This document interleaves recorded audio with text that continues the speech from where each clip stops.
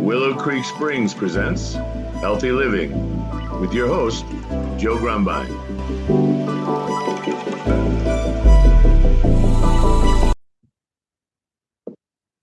Well, hello and welcome to the Healthy Living Podcast. I'm your host, Joe Grumbine, and today we've got a very special guest. Her name is Erin Wilkins, and she's been with us a number of times before, and it's great to have you back.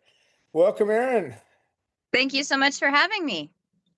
So, we were talking yesterday just a little bit about this and that, and healing and the gardens, and you are a practitioner, a healer. There's all kinds of words people use for people like you. Uh, but Yeah. I don't necessarily get hung up on labels, but you work with a lot of different healing modalities, different tools that you work with. And I was wanting to get a little bit into this. You have a business where you offer your services, Mhm. and I just think that a lot of times people have a problem, whatever it is, and they go, "Oh, I got to go to a doctor. Oh, I got to go see the psychiatrist or psychologist or the counselor or whoever." Yep. And these sort of cookie cutter solutions that are out there that help some people in some ways sometimes, but generally don't help most people really well, and True. often leave people with problems that they didn't have to begin with. Absolutely. And there are these other ways of healing. That's kind of what this show's all about is, health and all the ways you can get there. And, there's things like herbs, there's things like energy work, there's things like touch therapy, massage therapy, frequency therapy. I mean, there's things that can help you that are like part of the natural elements that are here in the universe that we can harness or work with or use, like kind of like riding a sailboat. You don't need Hmm. an engine. You can take that sail and turn it just so and let the wind push you along. A lot Yep. of the things that you work with are, it's a rough analogy, but in my opinion, kind of working with forces of nature already. Hmm. And then part of what you do is relying on your own power. We all have abilities that we don't tap into. Some do more than others. It's funny, people talk about, oh, you only use 10% of your brain. Well, that's really not true. You use all of your brain. You just don't use it. It's true. You don't use it very well. Uh, Yeah. it can definitely do a lot more than we give it credit for. But all your brain's working all the time. It's busy doing something. Yep. Um, and that brain has the ability. They say we have five senses. Some people say we have six senses. I think there's probably as many senses as there are dimensions, and who knows what that means, right? Yeah.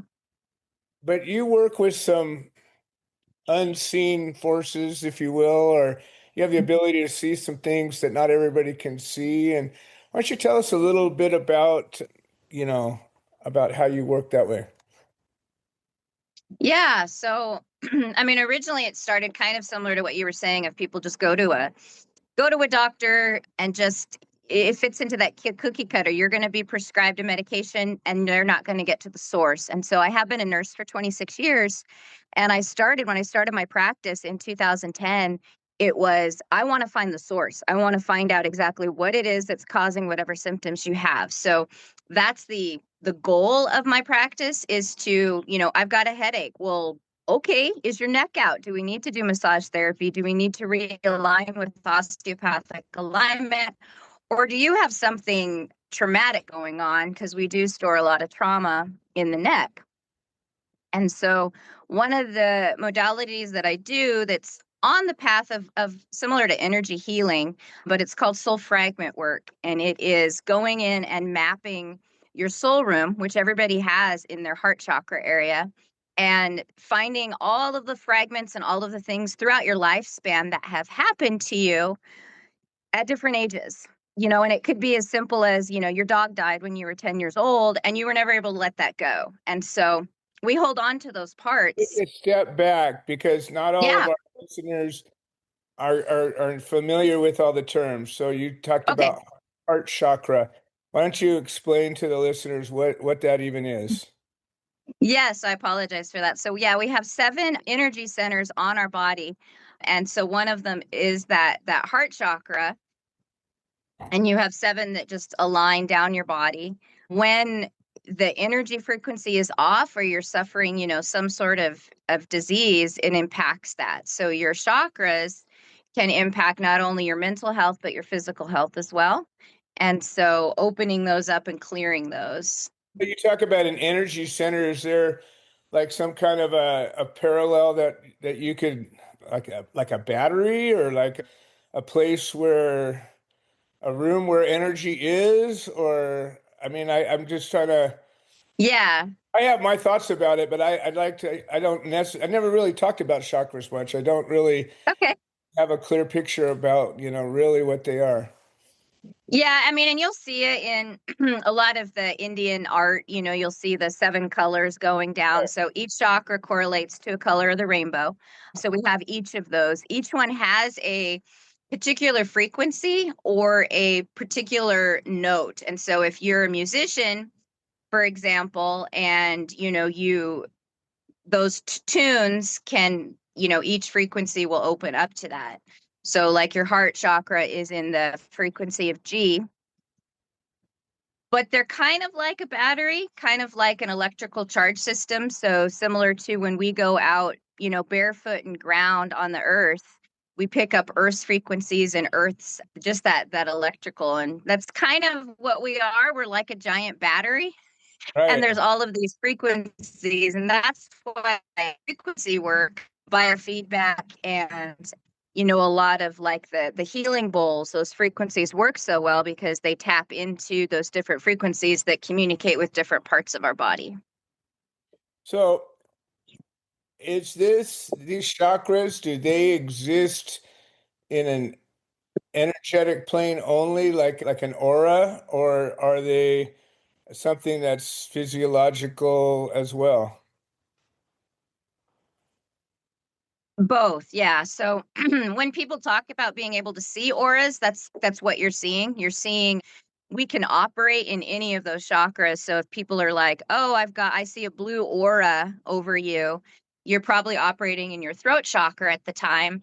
When I see auras, I will see maybe shards of black within that aura, and that shows me that something's damaged, something needs to be cleared, or the frequency of that chakra needs to be added. So you can work a lot with color therapy or color breathing to enhance your chakras. Oh, nice. We So got a lot color to talk breathing, color meditation. about. Yeah, I know we're bouncing all over the place. No, it's Yeah, good. I'm hearing a lot of things that I'm not all that familiar with, and if I'm not familiar with it, I'll bet you most of our listeners aren't either. yeah, absolutely. So one of the things I do, I always combine grounding with color breathing to bring in all of those colors. And that's just like imagining the color. Each color has their own frequency. And I've taught classes so that people can, feel the different colors and understand their frequency in the use of healing. So when I am doing energy work on people, someone has a burn, I will employ the blue because blue is a very frequency of cool, and then I'll use that to cool down the burn. So they can be used you'll see the results physically in them as well as energetically. It's interesting. I guess you've got an ability to do this without any assistance, but I've worked with a lot of sacred medicines that, affect your mind in a lot of different ways. And in the while sitting with some of those medicines, I've heard colors and smelled colors, and I mean, I've experienced colors in different ways than just, seeing something that recognizes. And I always thought, sometimes you go, wow, am I seeing something that's really there? Am I experiencing something that's real? Or is my mind just helping me along and enhancing things? And you don't really know for sure, but I always suspected that I was, experiencing things that were really there. Yeah, no, and it is there. It's I think that humans are taught to just live on this very, just a few dimensional plane, and they don't realize there's so many more dimensions, and that veil is so thin, and you can tune in to those frequencies. You can open up and be able to. I mean, one way is using like the binaural beats is fabulous for using that to like open up your pineal gland so that you are more aware of the colors and the things around you. Every movement produces a color. Every note, every song, music, everything is making colors all around us and frequencies. And it can be slightly overwhelming, but It's interesting that you say that, because the pineal gland it's area of your brain that a lot of people don't use well, and if it gets calcified, it doesn't work actually after a while for a lot of yep. people. And it's actually the area of your brain that activates, lights up a lot right before you die. And it's an interesting piece of the body because certain drugs or certain medicines activate it. And like I said, when I sit with peyote or bufo, they contain compounds that stimulate the pineal gland. Mhm. And so I think that's makes sense where I'm seeing some of the things that you're describing that are connected in that way.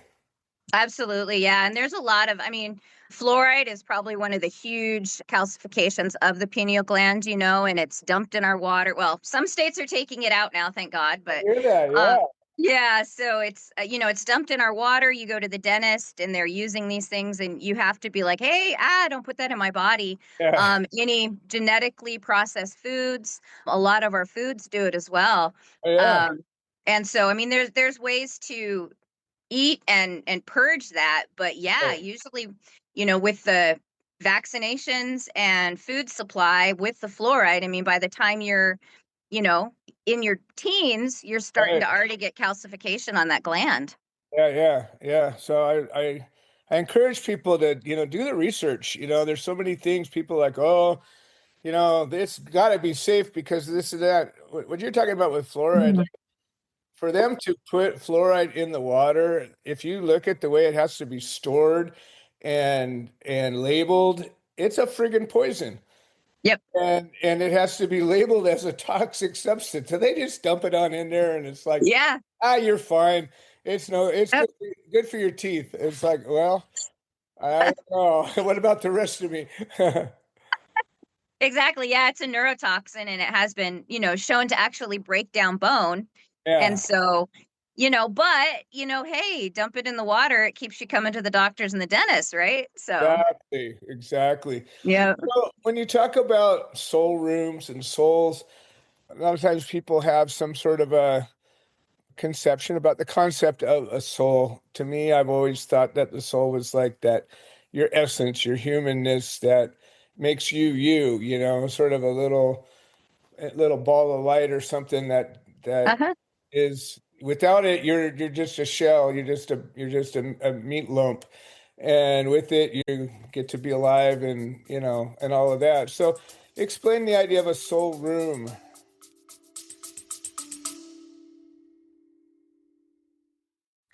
Hi, this is Joe Grumbine, and I wanted to share an update. The platform that hosts this podcast has made some changes to the subscriber settings, and we have a number of subscriber-only episodes that we offer to the supporters, and for a minimum of $3 a month, we can get you signed up. And if you're already signed up and you're having some kind of trouble locating these episodes in the other platforms, I would say maybe the best answer is to unsubscribe and then resubscribe. I'm sorry for the hassle. I don't have any way to make a change, but I'm very grateful for all the support. Thank you. Yeah. So, I mean, it's interesting you say, because I think people think that we are just bodies, Right. and we're not. We're souls that get to wear a body while we're here. Yeah, And so, like, sure. for a short time, we're wearing our body. Right, yeah. Um, But yeah, so that soul room is, I mean, in psychoanalytical talk, you hear of it, the child within, or, let's heal that part of you that got injured when you were young. So it's kind of like that. And I think when you either, you go to counseling or you try to heal your trauma, they're going to go back to these super traumatic events and, try to heal it. But that's based on what they perceive as trauma. And Yeah. it could And be your a memory. small, it varies. Yeah. So, I Well, mean, and yeah, somebody, people yeah. don't realize that your memory is horribly flawed, Yep. and your body, you have mechanisms in your brain to erase your memories so that you don't go crazy. Mhm. And Absolutely. otherwise, we'd all be crazy. Just the trauma of being born. Imagine that. You're in this lovely, warm, wet spot, and all of a sudden, I get squeezed down into this loud, friggin' dry place, and you got to breathe on your own. I mean, it'd be horrible. But we all went through it, but none of us Yeah. remember. Yeah. Yeah. So, uh, Yeah. and people don't realize that memories aren't like the way we remember isn't what we think. Like we think we just go into a box and pull it out and it rewinds, but your brain actually recreates every memory every time. And Yep. so depending on the emotions that are attached to it or the trauma or the whatever, your brain's going to either downplay or upplay elements of that memory. And the truth is, Hmm. our memories are horrible. Oh, And yeah. we Yep. don't remember things accurately at all. So Nope. these traumas, like, if you got a third party who's trying to get to your trauma, well, you have to remember it to tell it to him so that he even knows what it is. Yeah, that's true. And the Yeah. odds of that being for real are, less than 100%, I would imagine. Yeah. Yeah, and it can be so flawed, and a lot of times it just, it doesn't work right because what you're, again, like you're saying, your traumas and those things, they're based on what you were feeling at the moment and what it did to you. So something, oh, I walking down the street and someone jumped and stabbed me with a knife. That might not affect somebody, but it could Right. like traumatically affect someone else. Exactly. I've done work with a lady. She was in her late 50s and she had held on to the trauma from when she was like 6 years old and she'd killed a frog. Wow. And she had felt such guilt that she was never able to let that go. So she had taken part of that and just like locked it away in her soul room. And then Wow. when we found it, it unlocked this whole like, oh my gosh, I've never forgiven myself for this. Yeah. And so that just opened her to be able to, pretty much what you're trying to do is you're trying to unlock the ability to be yourself. Because I think that the world tries to create us to be something that we may not be meant to be. Right. And so your soul room is the true essence of who you are with all of your gifts and all of your talents. But what happens to you along the way, it can get, pushed down, or you're told like, hey, no, oh, you like to draw, you can't be doing that. And so it suppresses that. I had one client whose parents told her that she was an artist, she loved to paint, but when the time she was like 10, they said drawing is for little kids, you need to just practice your schooling and arithmetic and do these things, and they Uh, suppress that artistic side of her. So wow. once we and she didn't even really know it was happening. So we went in, and in her soul room I saw the color blue and this bluebird, and she was like, yeah, I was always suppressed, I wasn't allowed to fly free. And I said, and we dealt with that, we integrated that part back in. And she immediately went to, I think it was Hobby Lobby, and bought a little birdhouse and started painting it. And she's Nice. like, oh my God, I feel like I can finally be me. Like, it's okay to do art, to paint. Yeah. And it was this beautiful part of her that, had been suppressed by her parents. So seeing that and seeing people really come to life when that soul room is cleared and all those little hangups from our lives are gone. It's interesting. I've been sitting in our sweat lodge a lot. They call it a temescal. And Mm, when you go in there, the idea of it is there's a hole in the ground, and you put hot lava stones, red hot lava stones in there, and it's all covered in blankets, so it gets completely dark. And the idea is it represents the womb of Mother Earth. And so mhm. you literally go back into the womb in that place, And the person who pours water, or the person who facilitates the ritual, it's a ritual that you do, and there's 4 cycles. They call it 4 doors, and each time there's a different message or a different level. But a lot of times, while you're in this dark place where all of a sudden this steam's coming in, it's getting really hot, and you're in this, different world. Mm-hmm. And as far as you're concerned, you're all by yourself in this, different Yeah. universe. And a lot of times, one of the things that you're asked to do is to connect with your inner child. And I have seen in that sweat lodge so many people open up and just let go of something that they were, just like what you're talking about, something Mm-hmm. they were holding on to. I wonder, it's like they go into your own soul room in that experience, and you're just in a place where you're able to, I don't know, I guess, feel safe enough that you can see things for what they are. I don't know. I've just seen a lot of people, and I myself have connected with some memories that I didn't really remember, and connected with my younger self, and forgave myself, or thanked myself, Mm-hmm. or just loved myself. Yeah. Yeah. No, and that's fabulous. I mean, that's an amazing way to do it because yeah, they do that they have like rebirthing, you know, pretty much like psychoanalytical talks where they take you back to your womb and your rebirth because it is a very traumatic Oh yeah. experience and event for us and we don't remember it. And so Yeah. being able to, step back to that and, everything that happened when we were in the womb, all the voices, all the words, whether your mom was happy that she had you, whether she wasn't. I mean, we soaked that in to ourselves and to our essence. So we could have already been born feeling unwanted if it was Right. kind of like this, oh crap, I'm pregnant. Right. And so it's like which is fascinating because our ears in auricular therapy, which, uses like ear seeds to pressure point different points because your whole body is in your ear. But Huh? if you take a baby, turn it upside down, it fits like right on the ear, and that's where all of the parts go.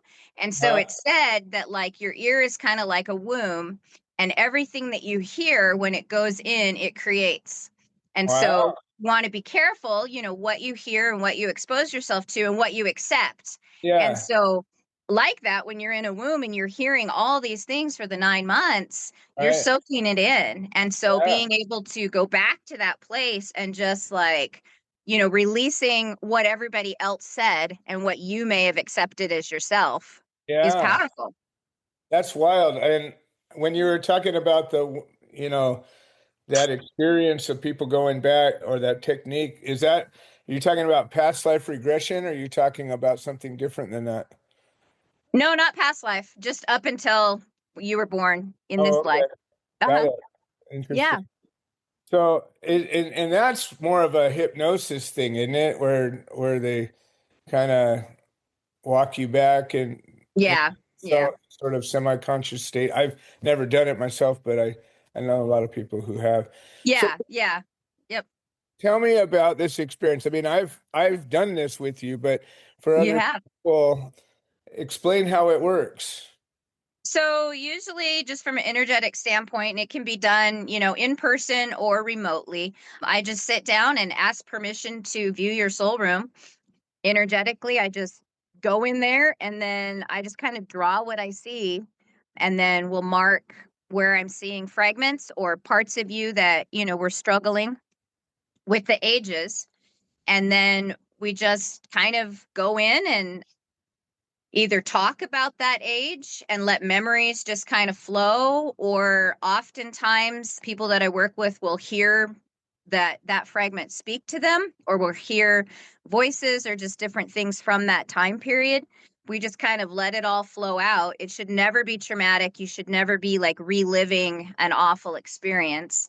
And then once that fragment feels heard, which is just a part of you, they usually will integrate back in to you. And it's fascinating watching that because it opens up this this huge window. I know that when I first did it, and this is from personal experience, back in the day, and I didn't know anybody that did this kind of work. And I was like, oh my gosh, what is going on? I'm seeing all these fragments. And I saw my own soul room and then had to reach out to, counselors and different people like, okay, help me out here. And so just a lot of study and reading books and just, experiences with it. But I had a 6-year-old fragment who really loved coconut. And for some reason, I grew up just saying, like, I hate coconut. I don't want anything to do with coconut.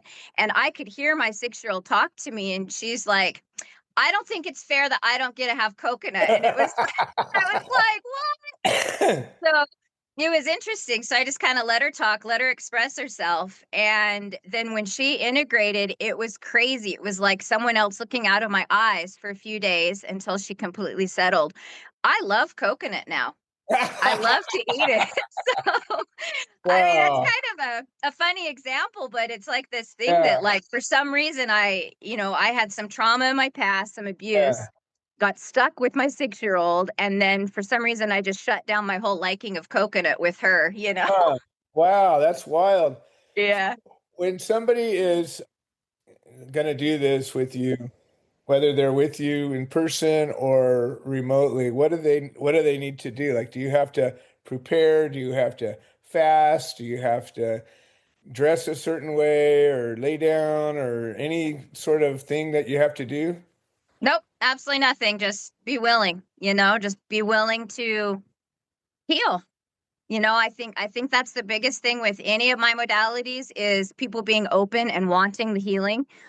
Because you have to accept it in your mind that I want healing. Something's not working. I want to move forward. It's when you're closed off and think that I'm perfect just the way I am and I don't need to, change or heal, that you hit that roadblock. And, but when people come to me and say, I don't care what you're doing, just help me. And it's like, awesome, because they're open. And that's the biggest thing, just being open and wanting to heal. Yeah, that applies to a lot of different things, that sort of surrender, that, Yep. acknowledge that you don't necessarily have all the answers. You might have all the abilities, but you don't necessarily know how to do them. And Yeah. Yep. it's good to let go and surrender sometimes. Has there ever been somebody that came to you, wanted to do this, but for whatever reason you weren't able to get in?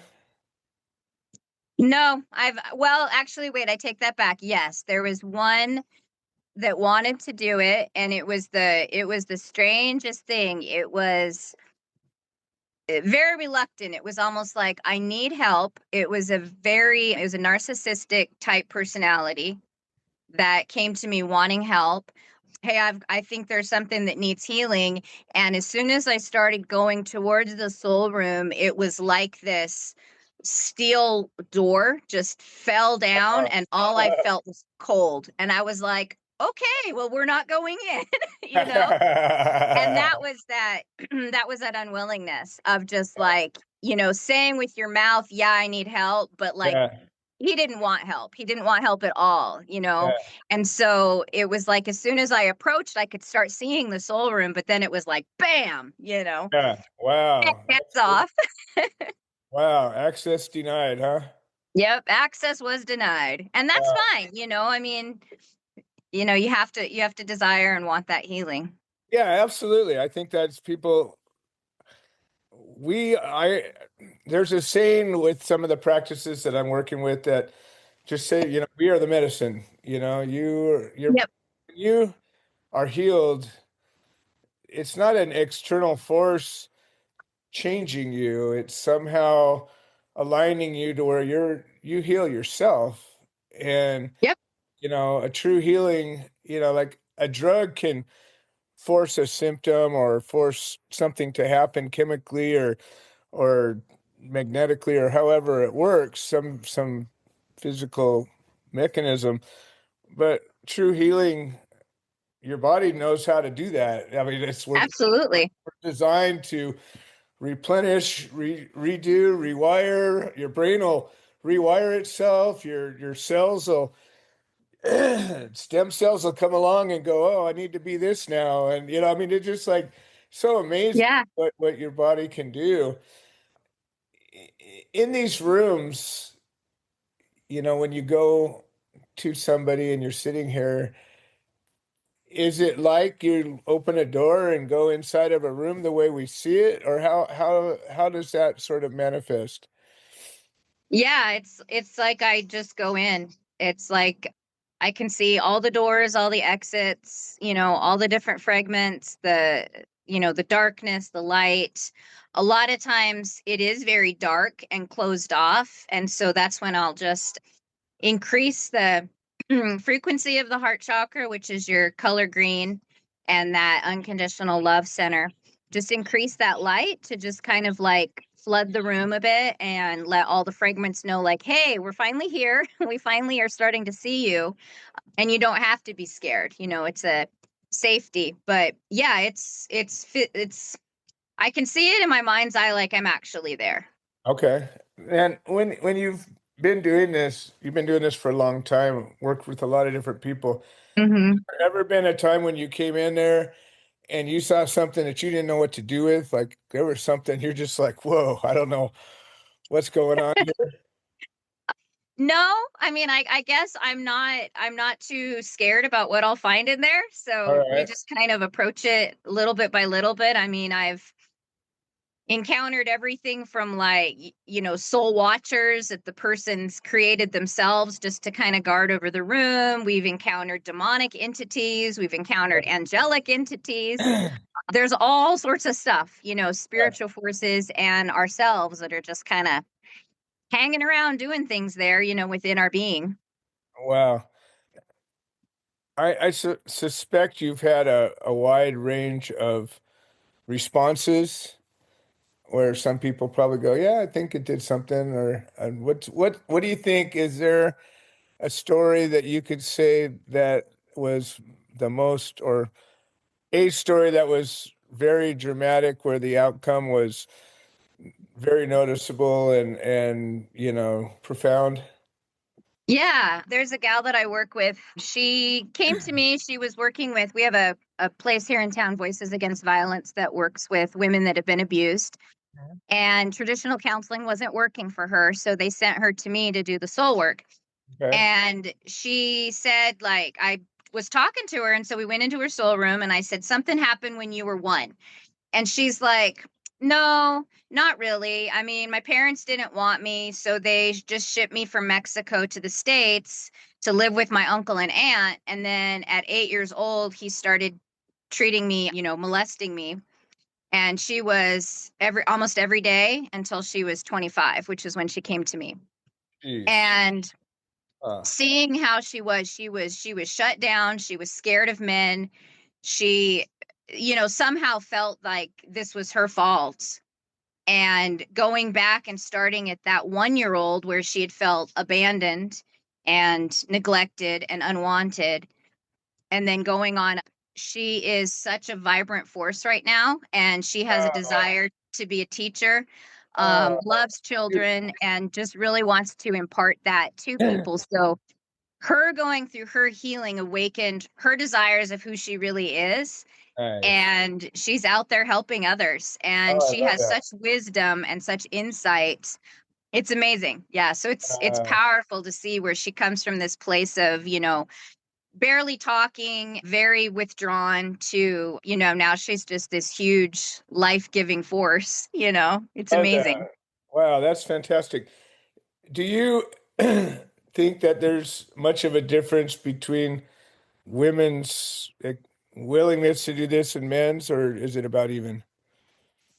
um you know what, I think I've probably done more men soulworm work than women. Okay. So it's pretty even. I think women probably feel it a little bit more, Mhm. or are a little bit more open to, the emotions behind all of it. Mhm. But, men or women, we're still dealing with all the trauma. I think men tend to bury it because they feel like, if I feel this emotion or if I start crying, that's not very manly. And Right, it's like, right. no, you can be hurt. I mean, the Yeah. creator created those emotions in both of us, in Oh, both yeah. genders, so. Yeah, the more I work on myself, tears just, I'm a freaking crybaby. It's tears just pop out like nothing. I don't even think about it anymore. I'll just be sitting there talking to somebody else and I'm weeping. I'm like, really? Yeah. Yeah, and I used to be like that too. I would be probably like more like a guy in my emotions. I'd be like, "No, I'm weak if I cry." Right, And it's right. like now, like something like Little Sweet would happen, or I step on a Yeah, grasshopper and I'm like, "Oh my God, that yeah, poor yeah. life," I find myself crying without it being sad a lot. Like just Mm-hmm.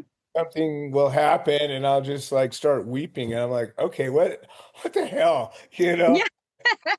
I, I don't think I cried at all until I was probably 30, and that I can remember anyways. And, then I started working on myself and next thing you know, these things happen. But now I was like, geez, something important or profound happens and just, even a song, beautiful music comes and I'll just like, Mm-hmm. weepy. I'm like, really? What the Yeah. heck? And That's that's good. I mean, that's a good thing because you're in touch Yeah, with yeah, those I don't. feelings. Yeah. Yeah, I think it's funny, but it's good. I mean, it feels good actually. Tears are really very few things feel better than letting go of tears. Yep. It just Yep. feels so.